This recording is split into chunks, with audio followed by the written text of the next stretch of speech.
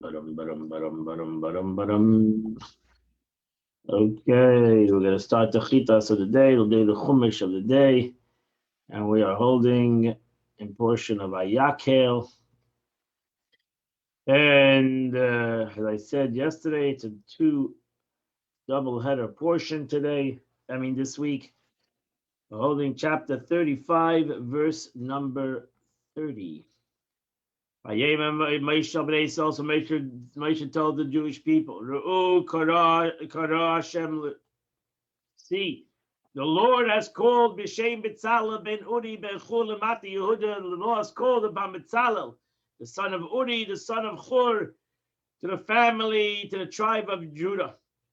So Chur, Rashi says, was the son of Miriam, Miriam's son. Verse 31. And he filled him with the Spirit of God. The Chachma with wisdom, with a Shmuna, with understanding, with Das. He was a Chabadnik, with all the work. Verse 32. And to master of weaving. Last is Bazov, to know how to work in the gold. Yes, in the silver, in the copper.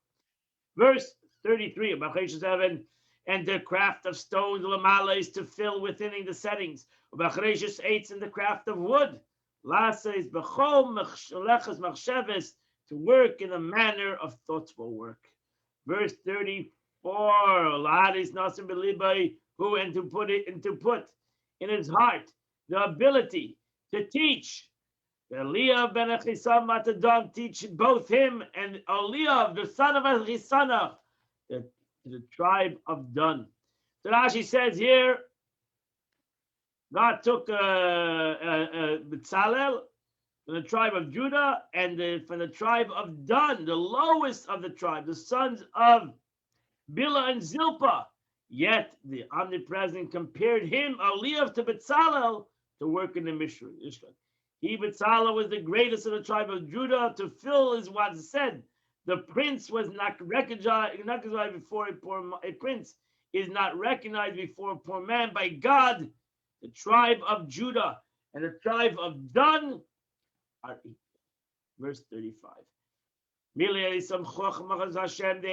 put in them the wisdom of the heart. Last is called Malachas Chadash, to work in all the works of craftsmen. The Choshev and the master work with the Chelas around government embroidering in the blue, Ubagamot Lashani in the purple and the crimson wool, Vashesh and in the linen, Vaedeg Aisim El Kamalacha, and the weavers who did all the work, the Choshem Achshavas and the master of weavers.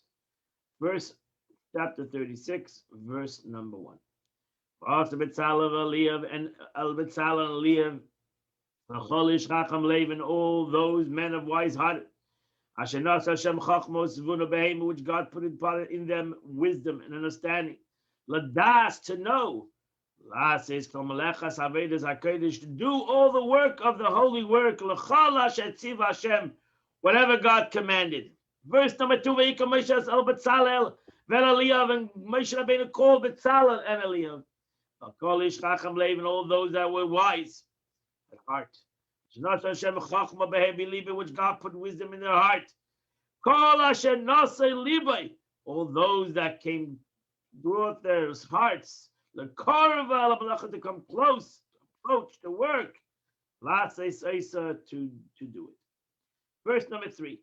They took from Moshe Rabbeinu's all the offerings. Which the Jewish people brought to do the service. To do in them and they brought more. The the Jews didn't stop bringing the doves day by day. This was the first successful capital campaign. Verse number 4. All the wise men came. Each person came with a different talent. And they told to Moshe, the people are bringing too much stuff. We have enough for the labor. We have enough stuff, more than needed for the labor the Jews have brought. We have enough gold, silver, and everything that's needed. Verse number 6. Moshe made a command of Avido Kilba Machne, and the announcement went out in the camp. People shouldn't work anymore to collect any more money. So the people stopped. Verse number 7. He said, the work was sufficient. To all the work that was needed, and there was even leftovers. Rashi says, and the work we're bringing was sufficient for the makers, for the Mishkan, for all the work of the Mishkan to make it and to have leftovers. Verse number 8. And all the wise men are the performers of the work made the Mishkan. As it is 10 curtains. Sheish mazuzar twisted of fine linen, with chelas by garment blue and purple, with last shani and crimson wool, shnei kruvim ma'aseh 2 cherubim designs, a work of the master weaver. He made them. 2 cherubim designs means he made it on both sides. There were one side was a lions, and the other side was eagles. Verse number 10. This is the Torah tells you exactly what they did. We already learned this, dimensions and all these things already before, and the Torah now talks about how they did it. The length of one curtain was 20 cubits. I'm sorry, was 28 cubits. And the width of the one curtain was 4 cubits. This measurement was for all the curtains. He joined the 5 curtains one to another. They connected the 5, so they became 5. They became 1 and 1, each one consisting of 5 curtains. Now we connected the 5 and 5 together, that the 10 curtains became 1. Then he made purple loops of blue wool on one curtain. He made loops on both sides. He made a loop of purple, these 2 rings of purple, so that the hooks can go into both of them and connect the 2 curtains together. He made 50 loops on the edge of one curtain. 50 loops of wool on the edge of the other curtain. The loops correspond one to another, face one another. Verse number 30. Then he made 50 golden claps. And through the loops, he connected the claps, the golden claps together. He put the loops together through the golden hooks, and they connected these curtains together. Mishkan echad. The Mishkan over here means the bottom curtains, the first layer of curtain, the roof, first beautiful layer of curtain that went on the Mishkan itself. As we know, there were 3 layers, and now he goes to the second layer. Then he made a curtain of goat hair. This was to protect the Mishkan of rain. Mishkan, to tent over the Mishkan. He made them 11 curtains. Previous was 10. This was 11, and because we're supposed to cover the bottom one. That's why the length was 30 cubits. The previous was 28. But the width was the same thing. The width, because the width went on the length of the Mishkan. So the width was the same thing, but it was longer. Because that was 10 curtains, this was 11 curtains. So it went over it. Each curtain was 4 cubits, the same measure to 11 curtains. Then he connected 5 of them together, sewed them together. And he connected the 6th together. Verse 17. And then he did exactly what he did to the previous one. And then he made 50 loops at the edge of the outermost curtain of the first set of 5 curtains. And then he made 50 loops for this edge of the second curtain of the set of 6. And then he made again, verse 18, Vayasi made copper clasps to fasten the tent together, to bring the 5 curtains and the 6 curtains together. The chaber sa'oil liyais echa, to connect the curtains and to make it one cover. That was the second cover over the Beis Hamikdash. Now he goes to the third cover. Verse 19. And he made a covering for the tent. Ram skins of dyed skin, red, and the covering of Tasha skin above. Now, as we mentioned, as we learned the Rashi before, the Machlekes, if it covered the whole sides of the Mishkan or only the top, the roof of the Mishkan. There's a Machlekes in the Gemara, exactly how the third covering went over the first 2. And that's an argument in the Gemara, and it's not, we don't know exactly. We'll have to wait till Mashiach comes and know exactly how it did. Verse number 20. Yasa Kroshla Mishkan, and then he made planks for the Mishkan. He made them out of acacia wood. Verse 21. Each one was the length of 10 amis. The 10 cubits was the length of each plank, and a cubit was the width of each plank. So 10 cubits. Again, how much is an amma? It was between 15 to 18 feet. Was the height of the Beis Hamikdash, the Mishkan. Again, exactly. I'm not sure exactly. Moshe Rabbeinu also was Eser Amis, so he was the height of the Mishkan. So whatever an amma is, if an amma is 15 inches, so this was 15 feet. If an amma is 18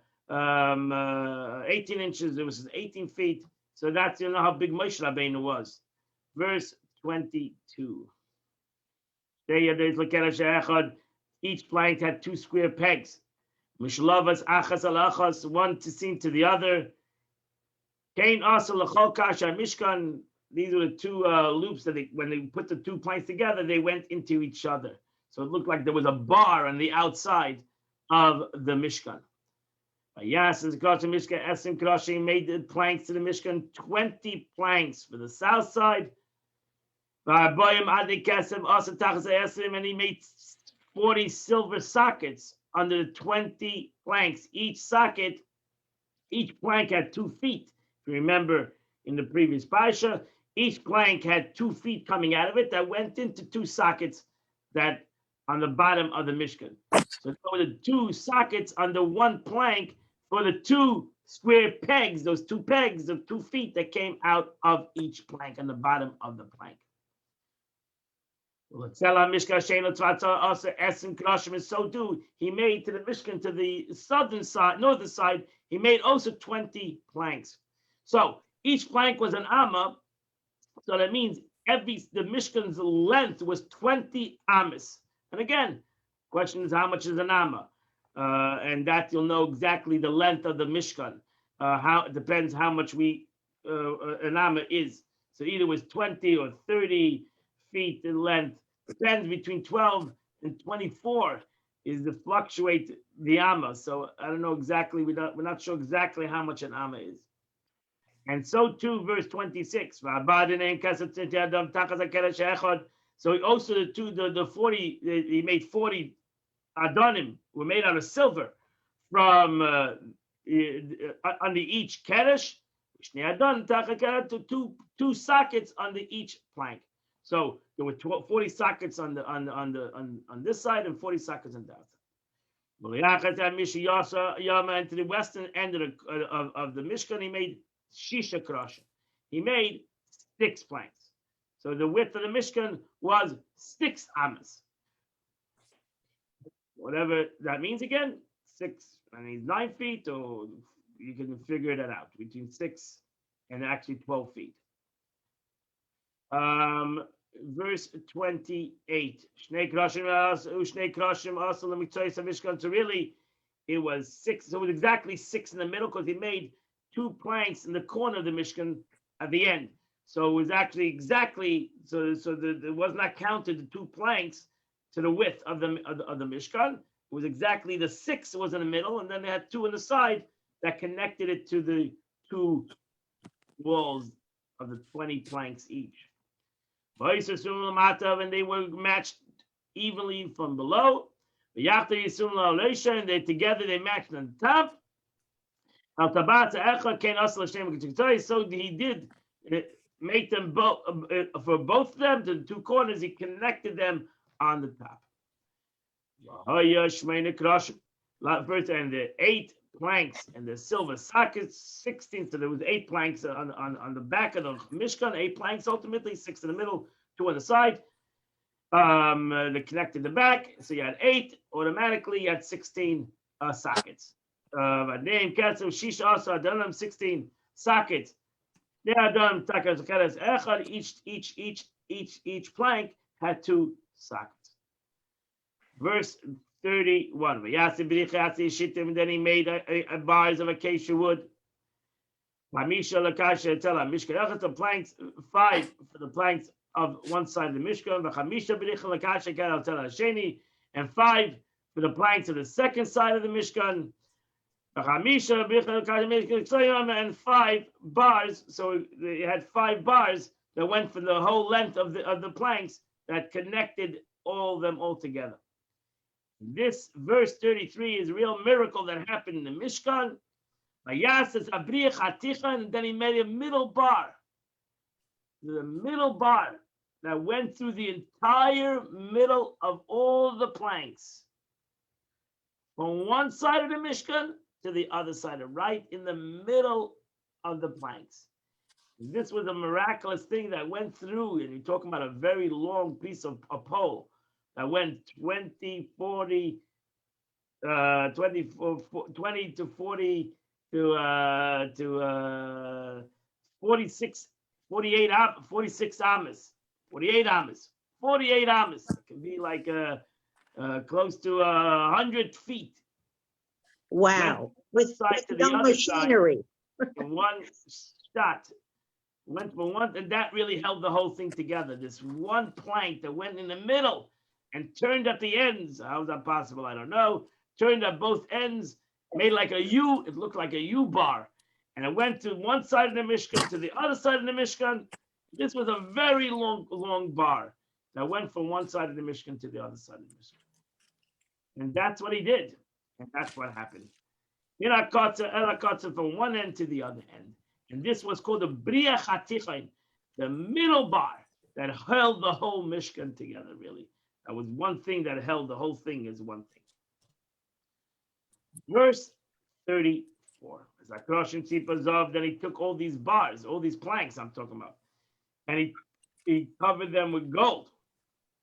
With the Ve'im and the rings he made of gold.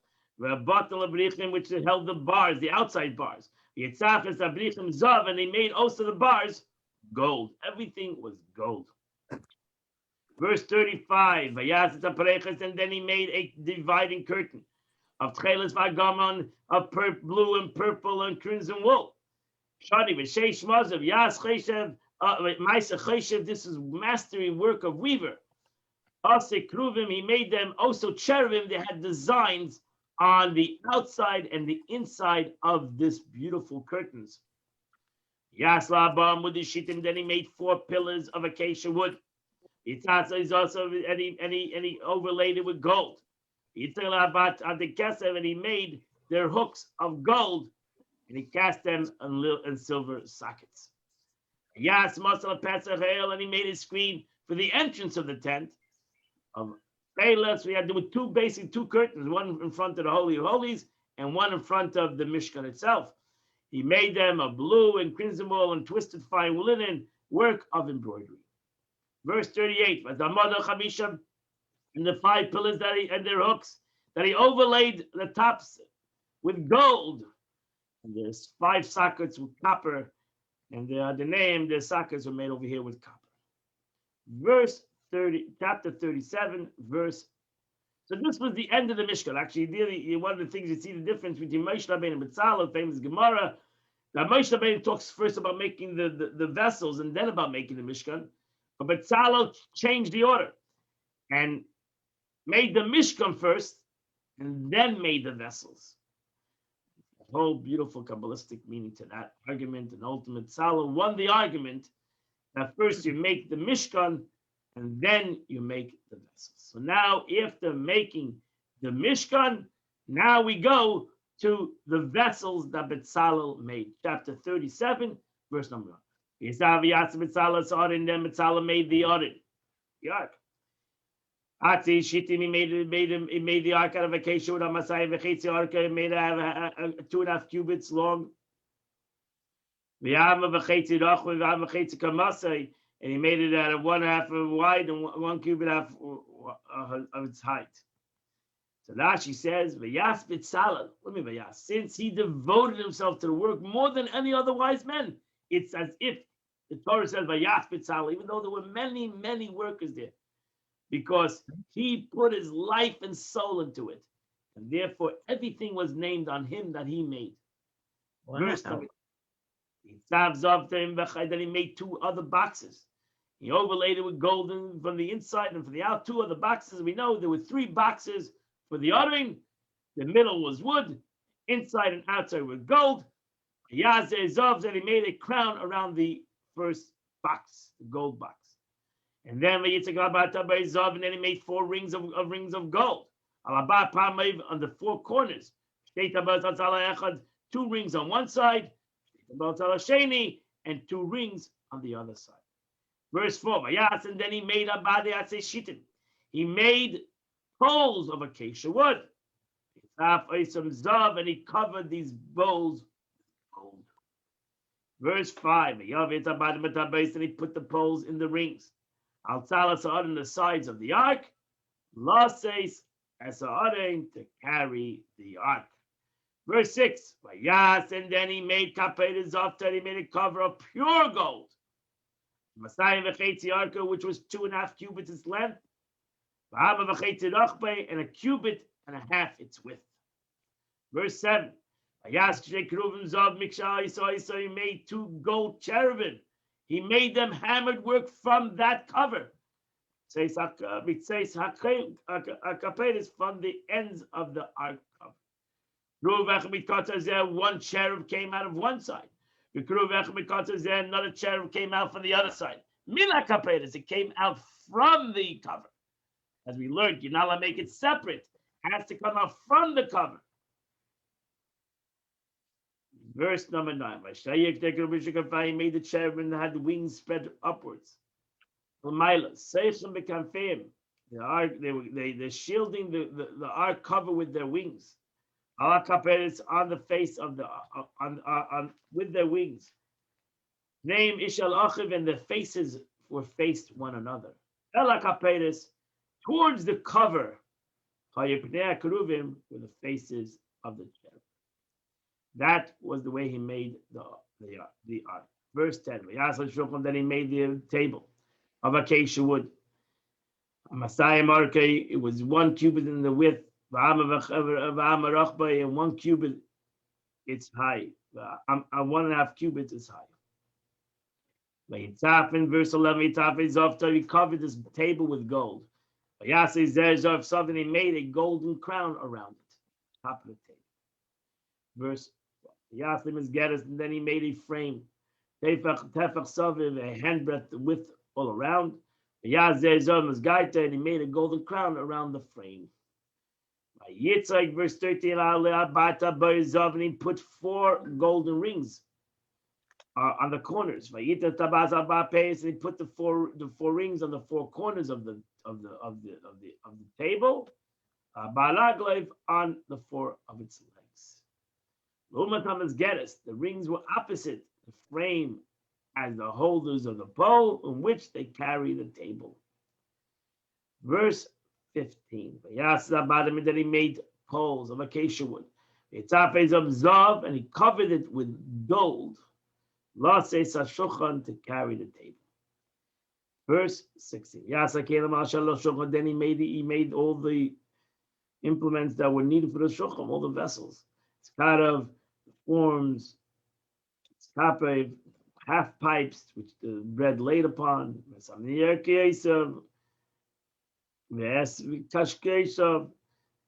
Actually, so all it's formed is spoons and it's half bites, all the supports. Actually, Yusuf Zov Torah, which was covered by pure gold. And that finishes the Chumash of the day. Beautiful. Okay, I hope you remember all the pictures that were shown to you of the building of the Beis Hamikdash. We're now going to continue in the 24th day of Adar in the Tanya of the day. The Alter Rebbe is talking about how through a mitzvah we have the revelation of God without any hiddenness, anything hidden. It's a straight revelation to every mitzvah that we do. Not only does the connection, but we connected God through a mitzvah, and it becomes without a hester pun, without any hiddenness. It goes straight into the mitzvah, and it comes the mitzvah becomes close to the godliness, but also the person himself becomes godly because he gives over his nefesh habahamis as animalistic soul, so that it would be that his animalistic soul and his vital soul, his hand, his brain, his feet, now become a vessel for that godly light. So Alter Rebbe explains it. An additional virtue in the mitzvah involving action, aside their function of elevating one's animal soul, mentioned above, the vitalization, soul's energy, flowed within the utterance of the letters of one's speech in Torah study, or the like, or the energy clothed in the performance of mitzvahs involving actions. Kol Gidule derives its entire growth and vitality from the blood with the clipper, which is the clipper itself. You in essence, when we, as Alter Rebbe say, how does the vital soul have power? How does the body have power? Through food. That's the way this body has its power, through eating. Now you take that power. Instead of using it out for anything else, you use it out for the mitzvah. So you took the power that the vital soul, the animalistic soul has, you took its power, its strength, its whole existence, and using it out for good. So that's how far you're going to affect when you do a mitzvah, begashmius, when you do a mitzvah physically, when you don't only think about Torah, but you learn Torah with your mouth and you use your strength. That's why it's called lama b'Torah, to toil in the learning of Torah. You can learn Torah very coldly and not use your power. But amela b'Torah, you should work in the learning of Torah. You should sweat, as I said yesterday. You should sweat. That's why it says, person that learns Torah, it says, for example, the Mishnah says that when you learn Torah and work, you won't do any sins. Because both things work.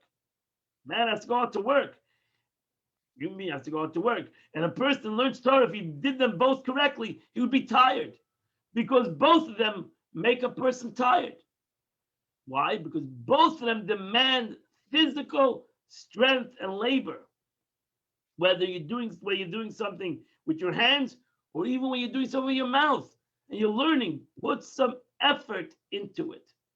Why? Because then you're taking the vitality of the. Where did you get that strength from? Where did I get that strength from? I got it from my food. I got it from the basic necessity. I'm taking it. I'm using the strength for the learning of Torah.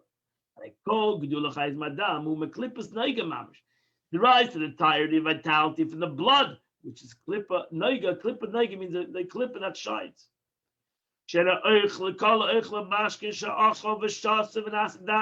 Meaning all the food and drink that one has eaten and drunk, and it becomes his blood.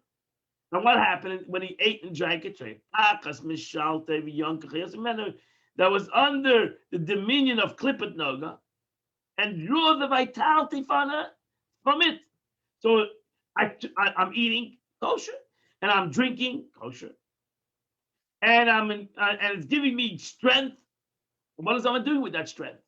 I can either use that strength for nothingness, or I'm going to use it for the opposite.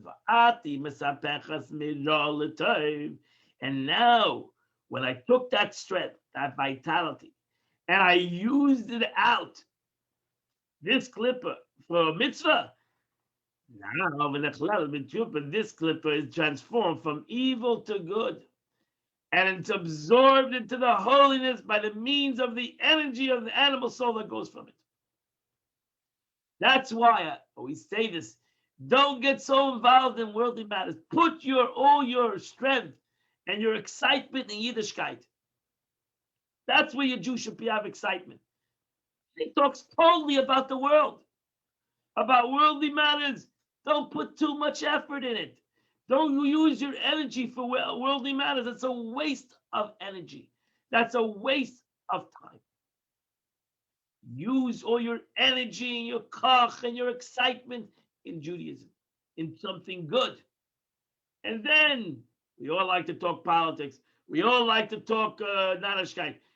Talk that nicely. Don't put too much strength in it. Don't put too much vitality into it. So that's what the Alter Rebbe says. Use your vitality. Use your strength for holy things. Because by that you're changing, you're transforming your vitality into godliness. Through the strength of the animalistic soul. So the Slav is be'osis elu. When I use it out for the words of Torah, so now it garments itself with the words of Torah. Through this action. Which this is what God wants. What do you think God wants? He should talk other things. God wants you to talk words of Torah. God wants you to talk positive words. That is the true what God wants. And therefore, shumest upon him. There's no hidden thing by God in this revelation. And now this vitality, nichla gam came ba'odim sefer, is absorbed into the blessed oidim sefer, which is the will of the Eibishter. This is what God wants. This is what God wants. Your nefesh Bahamis is trying to go against that. Your nefesh Bahami, your animalistic soul, your clipper is telling you, no, put your vitality in other things. But we shouldn't do that. We should put our vitality into godliness, into learning Torah, into davening, into doing something a mitzvah.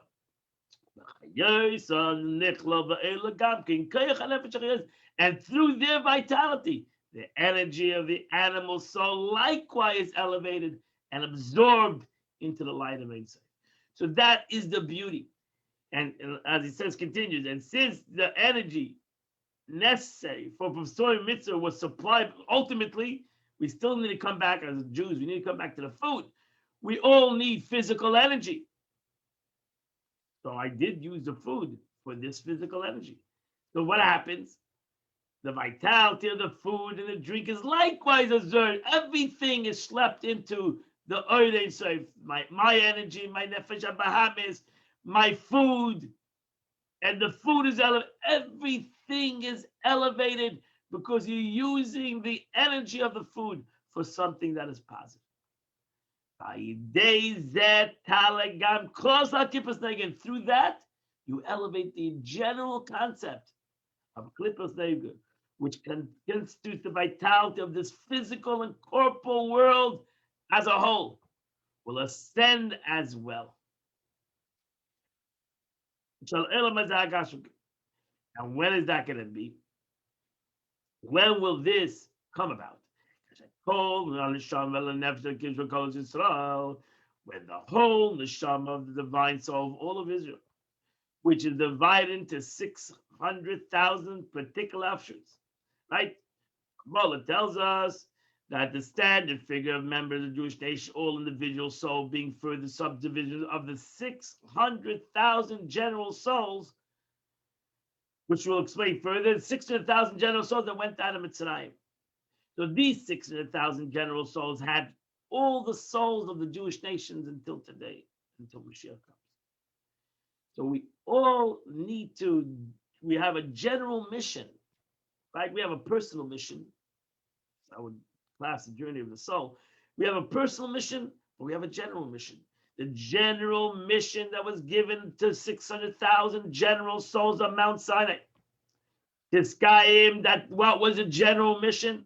The general mission was that these 600,000 root souls would would Tiskayim kol nefesh prate kol tag mitzatayra. These 600,000 general souls will have to do, each one of them will have to complete the 613 commandments. Shata Mrs. Leises, 248 positive commandments. Shata Mrs. Leises, 365 negative commandments. Lahafich Sagidim Shaldam Nefesh Chishuguf.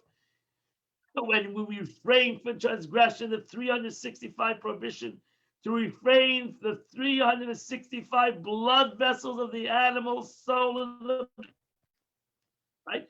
We have 365, it says, with 248 limbs and 365 sinews. 365 sinews of connections of blood that we are not allowing animalistic blood to go through the body. We're not letting any typhus go through the body. So they not draw nurture or receive vitality by the means of such transgression. But any one of the three unclean clippers, from which are derived the 365 biblical prohibitions and rabbinical prohibitions and their offshoots. So since all that derives its vitality from the three holy unclean clippers cannot rise to holiness, were a Jew to transgress any prohibition, thereby causing the particular blood vessel associated with that prohibition to receive vitality from the clipper. So now this blood vessel, which is the blood vessel, is a vessel of connection to the whole body. 365 sinews. This connection has now impurity flowing through it. What happens? And this, what happens is the vitalizing soul can no longer ascend to God, having been tainted and impurity of the three impure clippers. She'ein lahem aliyah lo'ilam. My friends, God forbid if he didn't do tshuva, the clipper can never be elevated. It did an aveda. It can never be elevated. Only if you nullify it and you destroy it, and that is by doing tshuva, or ultimately by God bringing Mashiach and getting rid of impurity from the world.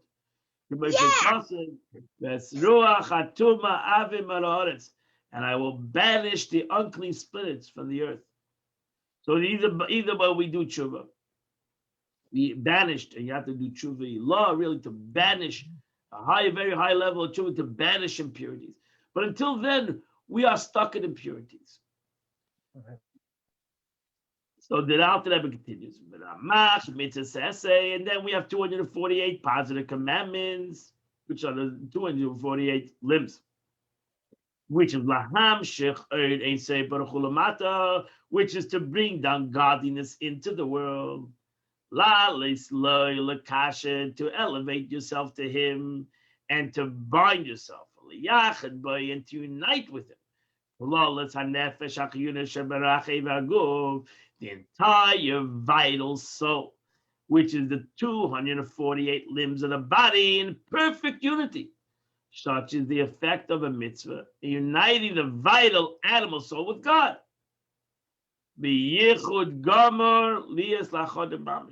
So that it become actually one with Him. Which this is all what I mentioned before the Alter episode.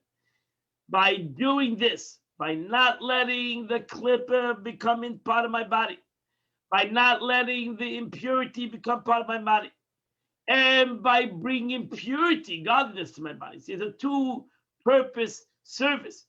One is by not letting impurity come into my body. Surmeda, which is go away from bad.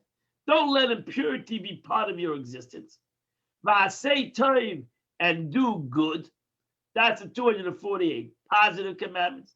So it's all about the way I not about somebody else, but me.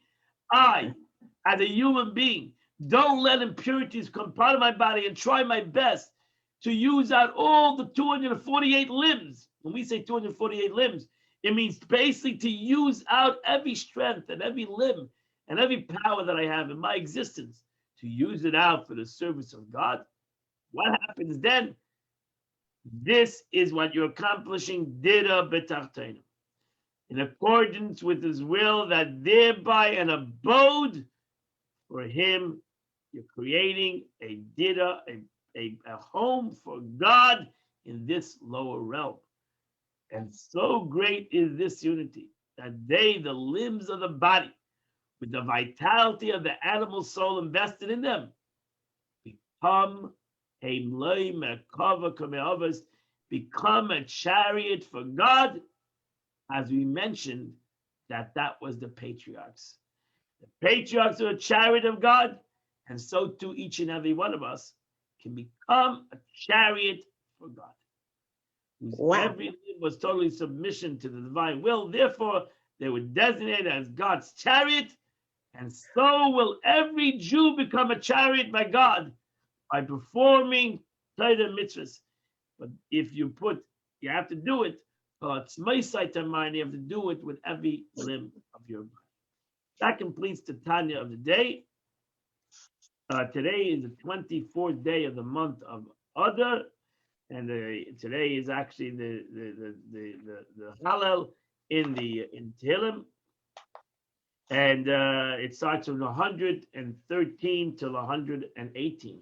113 to 118. What chapters? I think it's chapter 37. Chapter 37. We're in the middle of chapter 37. Middle of chapter 37 of Tanya. Okay, my friends. If you did your Tillim, we did the whole Tanya. We did the Chitas of today, the Chumash Tillim Tanya of today. I wish you a wonderful, beautiful, happy, healthy day. God bless you all. See you all tomorrow, 8 o'clock. We'll continue. And your birthday? Back tomorrow. Make sure you have a yeah, good tomorrow. Yeah.